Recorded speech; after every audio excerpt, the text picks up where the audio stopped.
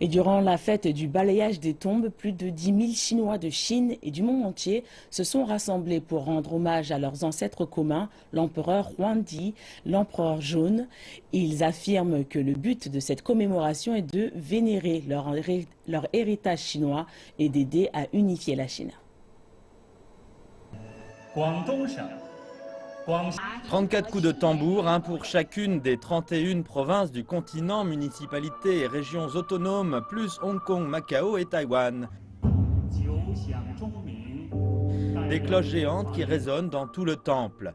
56 drapeaux de dragons dans le vent représentant les différents groupes ethniques composant la Chine. Le style solennel des vénérations et des danses qui représentent les activités sacrificielles nous ramène des milliers d'années en arrière, quand l'empereur jaune unifiait les tribus de la vallée du fleuve jaune, fondant ainsi la nation et la culture chinoise. Les participants de cette année ne sont pas que des responsables de haut niveau, des délégués de Taïwan, Hong Kong, Macao et des Chinois d'outre-mer. Il y a aussi des scientifiques, de jeunes talents, des modèles pour la société venus de tout le pays. À Taïwan, nous avons organisé un mémorial pour l'empereur jaune. Et maintenant, je suis là pour assister à cette cérémonie. C'est assez différent. Je suis très fier de participer à la cérémonie et j'espère que la civilisation chinoise se réalisera bientôt.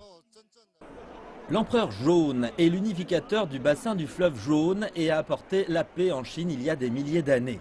Son règne a été l'occasion de nombreuses grandes avancées, comme les caractères chinois, les instruments de musique, la médecine et le système de comptage. Les historiens pensent que les cérémonies sacrificielles dédiées à l'empereur jaune remontent à l'année 110 de notre ère. L'empereur Wu de la dynastie des Han a organisé la plus grande de l'histoire. La cérémonie de cette année montre combien les Chinois ont hérité d'une grande civilisation unique en son genre et continuent de caresser le rêve du rajeunissement. En tant que Chinoise de l'outre-mer, je suis heureuse de participer à cette activité. Nous ne sommes pas seulement à la recherche de nos origines, mais nous cherchons aussi à mieux servir le pays. Cet idéal du rêve chinois, tel qu'initié par le président chinois Xi Jinping en 2012, a intégré des aspirations nationales et personnelles.